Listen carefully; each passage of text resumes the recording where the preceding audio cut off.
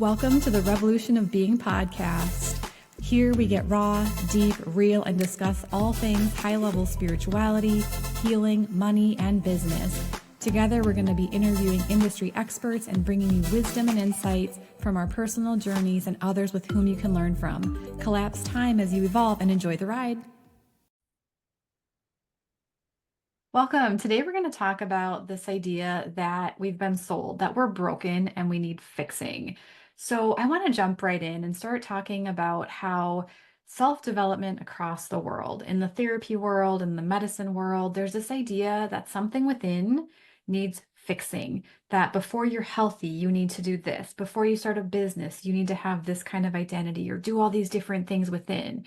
And frankly, that's a bunch of BS. So we really already have within us all the innate tools we need to do the things we want to do. So I want to dive in, Jess and I are going to talk more about really how to embody the identity of the person who's already doing the thing, rather than being stuck in this structure that we have to tire spin and constantly fix so that we can then have this life, this outcome, this new way of being that we're going after, essentially.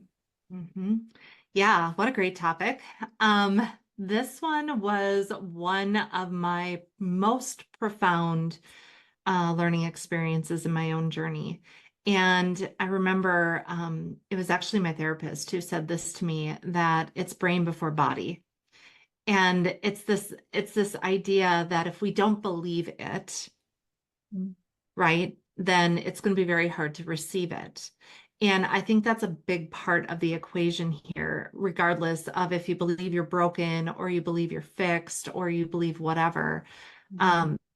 We are just inundated in our world of images of what we should be.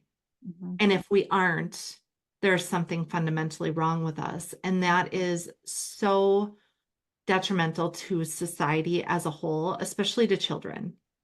So I'm really excited to talk about this because you're not broken, right? And I feel like the people that have overcome the most, and I guess you could have labeled them as broken, are some of the people that have the most influence in positive outcomes in the world. So it's not really about being broken then, right? It's about getting some of the greatest lessons. Think of it like this amazing university that you get to go to learn how to overcome and let yourself really flourish. So I think it might be fun to just talk about a little bit before we dive into too much about how our thoughts do impact that whole idea of good versus bad. Absolutely. And from a neuroscience level, right? We have these beliefs that were put into us that we've received, we took upon when we were quite little. And oftentimes, they can impact us or change as we get older, but usually it's a highly emotional event that creates this belief structure within us, how to show up in the world, what allows us to fit in, what keeps us, on the outside, right? For people that felt like they were the black sheep, which probably a lot of our listeners felt like that growing up.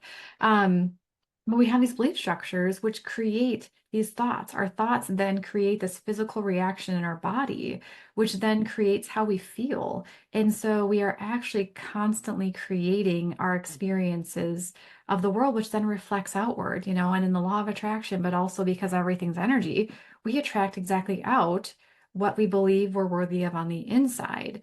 And so to your point, it's about really just embracing the fact, first of all, that we're not broken, but that there's nothing that has to be inherently fixed to have the outcomes that we want.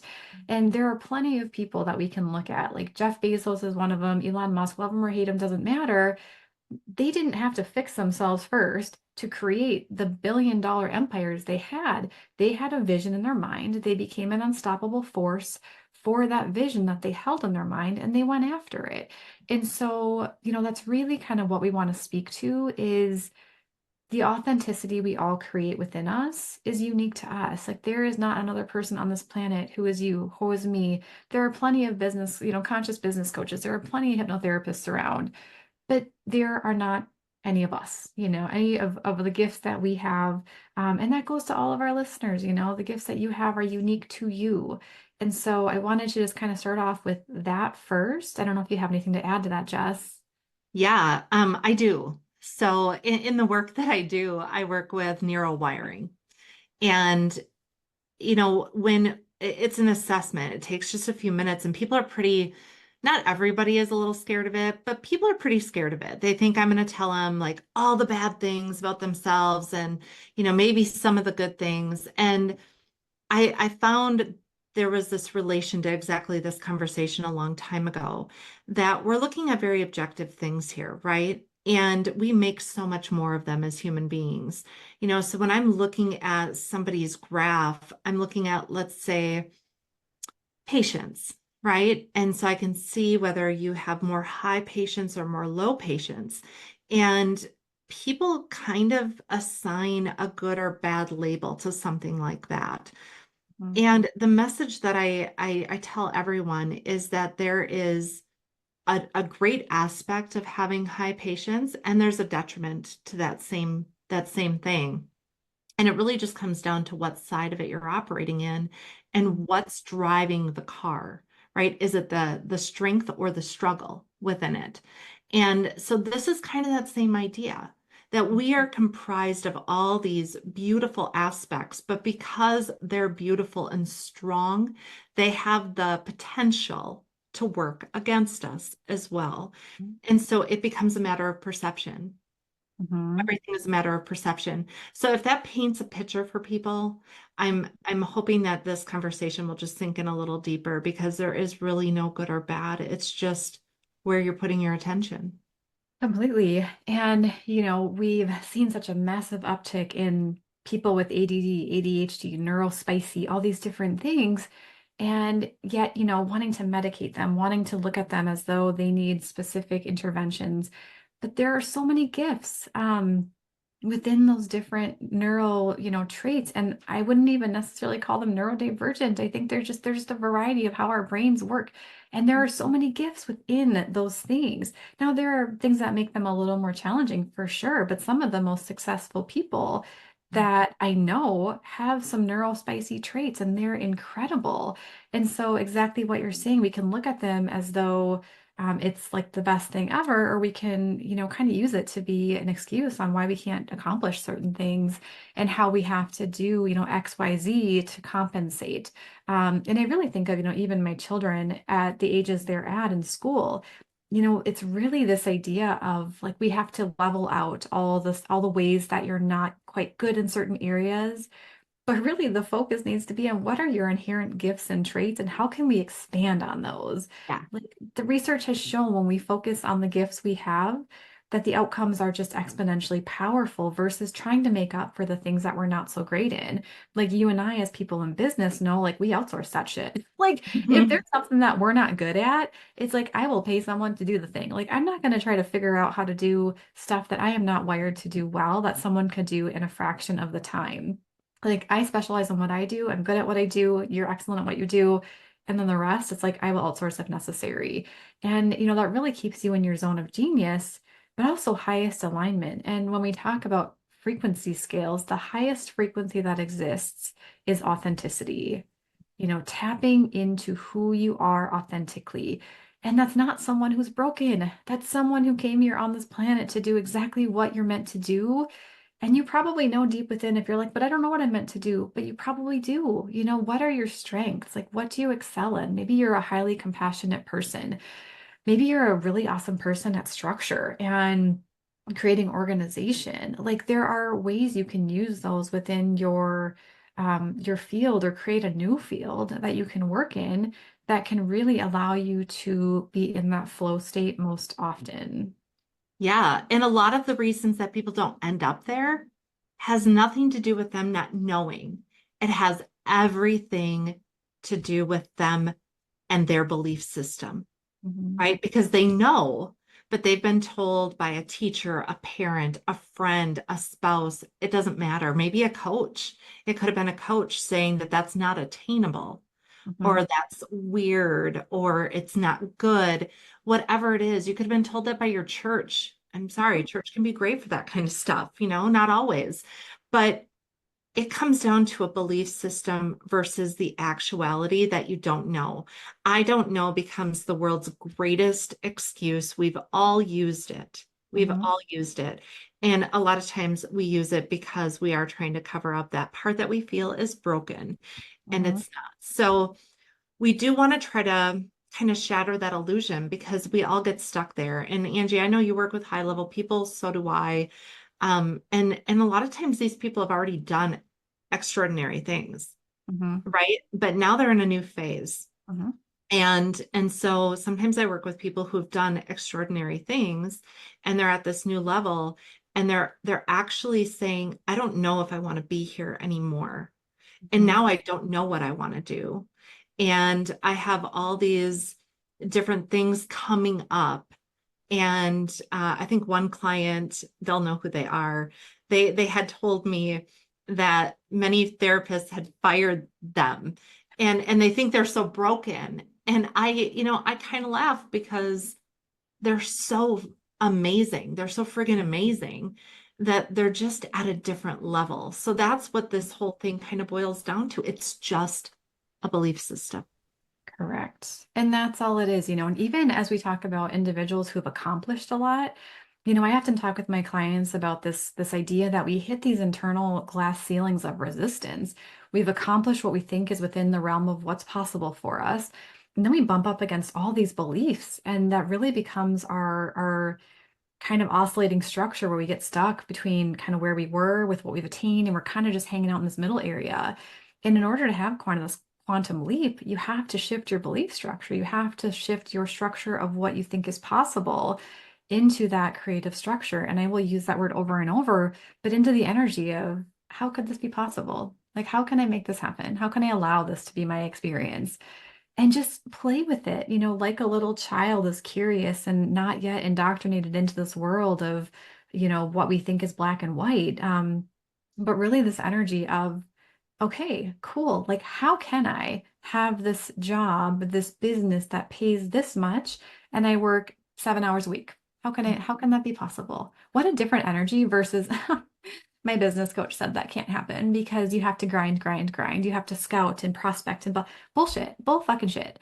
And, anything is possible when we're in the energy. And again, just notice the energy of how versus like, I'm not quite sure. I don't know if I want that. It's a very different vibration. And again, I read this book. I think it was Rebel Millionaire by Katrina Ruth. And she was talking about in her book early on, like the idea that you have to somehow fix before you can have this life is a bunch of crap. Like you don't have to.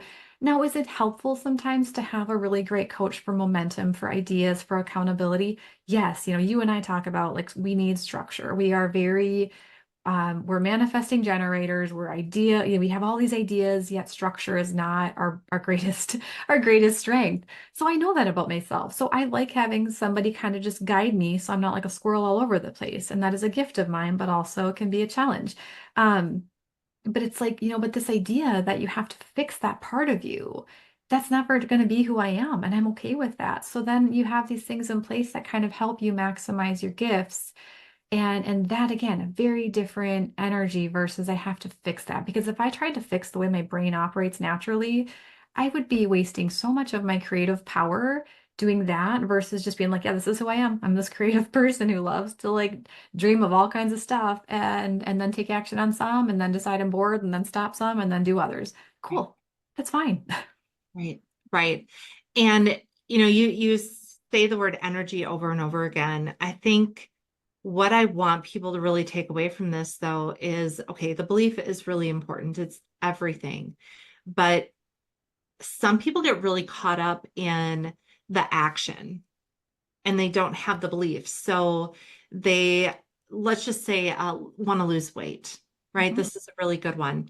They want to lose weight, and all their reasons why are because I'm overweight, I'm unhealthy. Like they have all these belief systems, and then they go into the action of running or cutting calories or whatever it is that they're doing. And they see like this much results with this much effort. They get frustrated and they stop. Mhm. Here's the thing, you cannot lie to yourself about what you believe. Hmm. So a belief is nothing but a thought you think is true, but that's what it is. So Yes. you really do have to work on that part Hmm. first.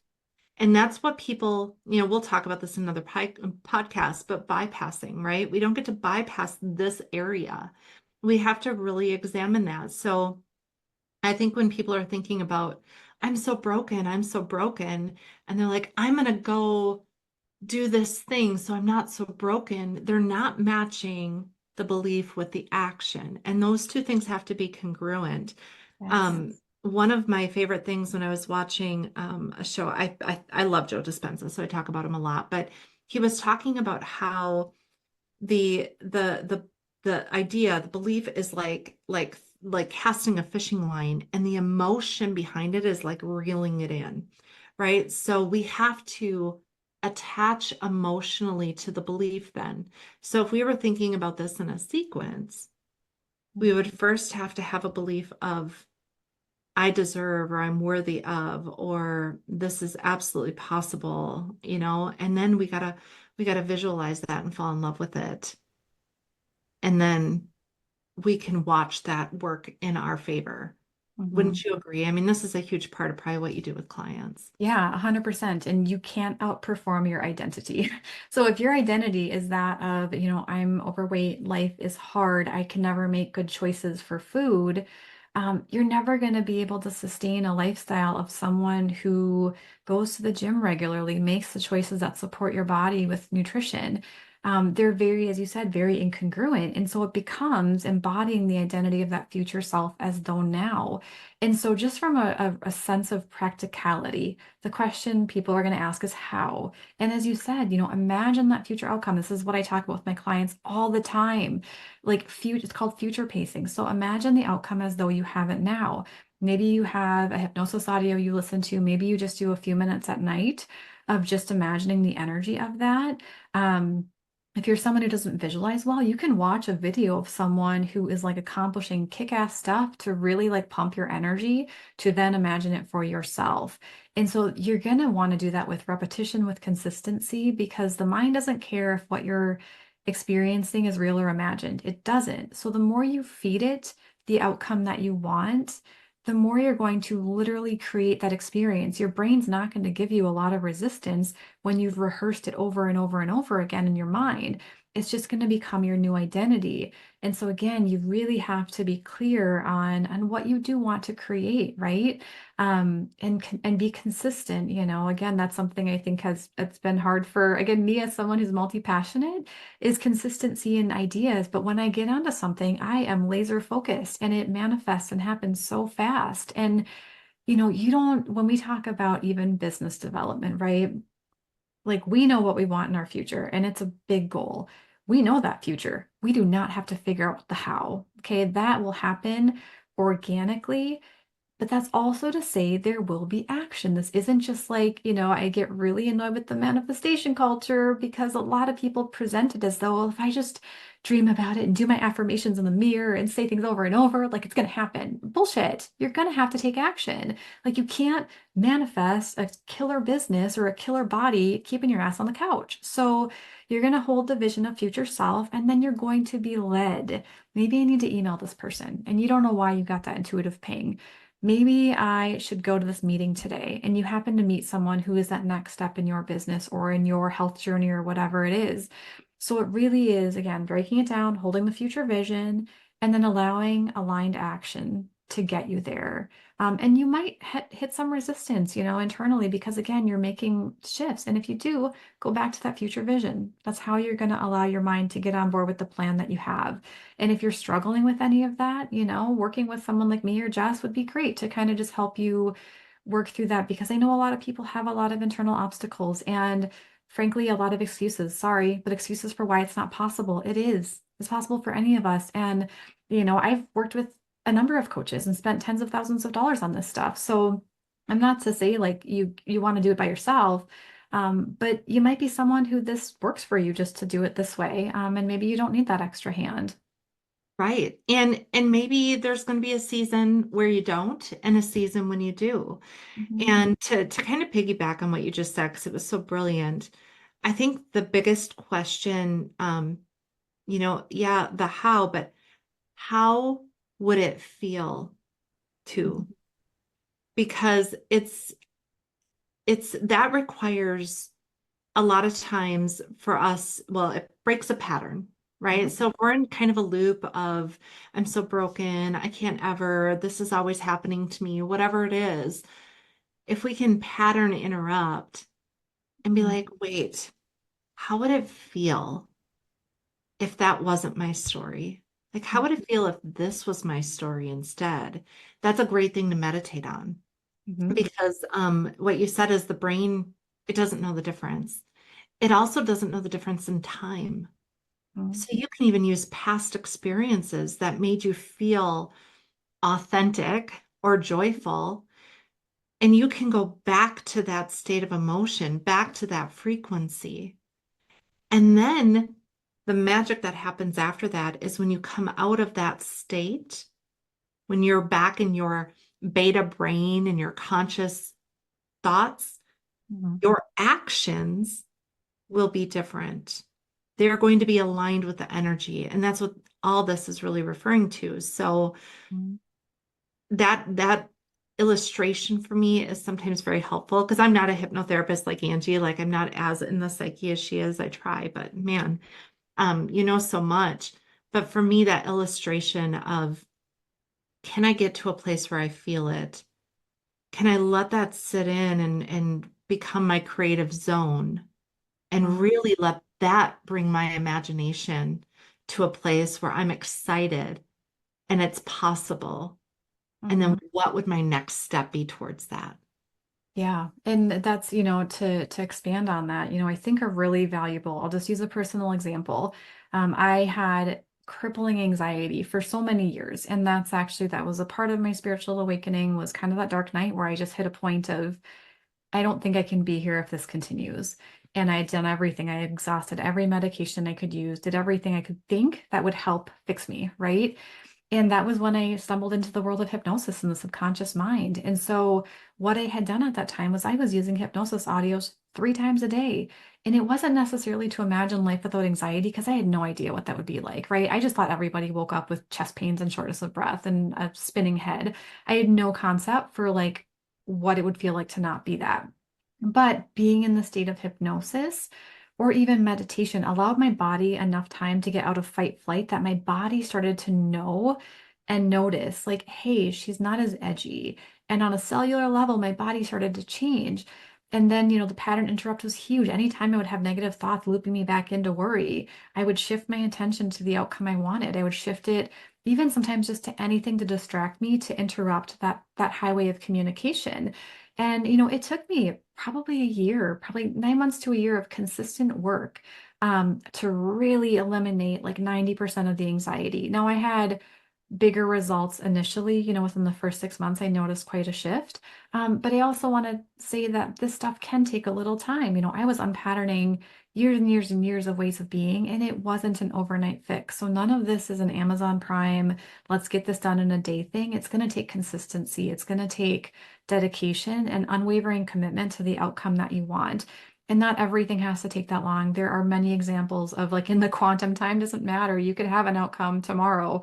And sometimes it does take a little more time. So don't base your healing or any of your expectations on my journey. I think it's just helpful to kind of know the process of like what someone who's been there used and how powerful it was for me to have those outcomes. But again, I was unwaveringly dedicated to that because I knew the alternative was not good for me. My mental health was not in a good place, and I was 100% committed to getting out of that hole.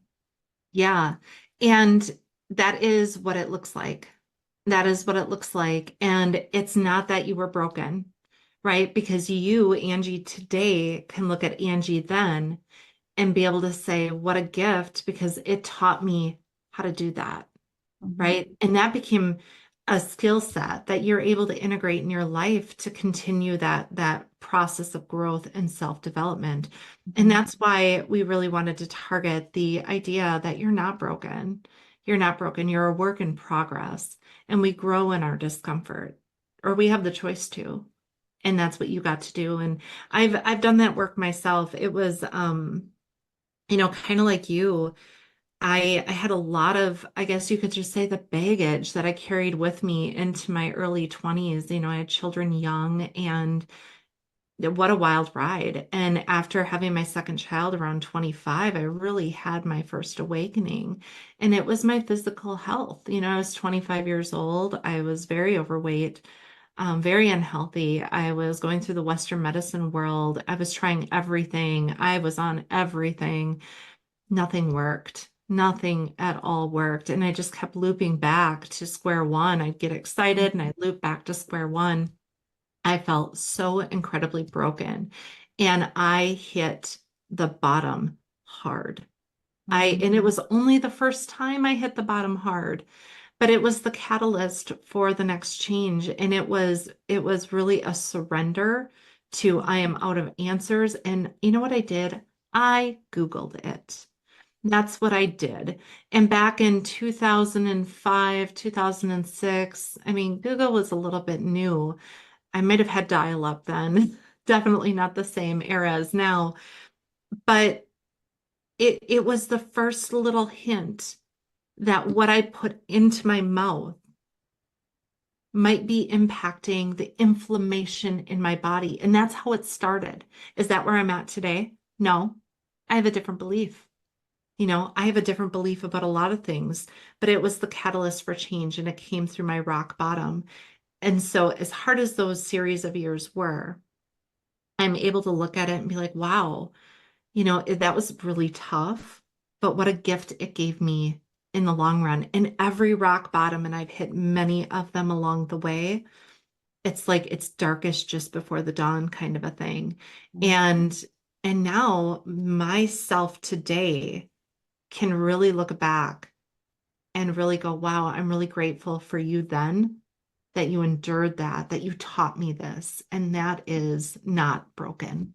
That is not broken. Yeah. And to your point, I think so many of us on this path have just had incredible life experiences that are incredibly challenging, and yet those are the biggest reasons why we are who we are, and our biggest reasons why we do what we do, that this is what resilience looks like. And, we have so much work to still kind of be mindful of. And I shouldn't say even work, but we have layers that we're continuing to peel off. But it's the most rewarding experience. And so, in future podcasts, we're going to dive even deeper into this. And, for today, I think this was an awesome discussion. And if you have questions or want us to go into more specific topics, please drop us a message, let us know, because we could talk for days on all of these topics, months, Months. We do all the time. Yeah, this infinity. is great. All right. Awesome. We'll see you next time. Bye, guys.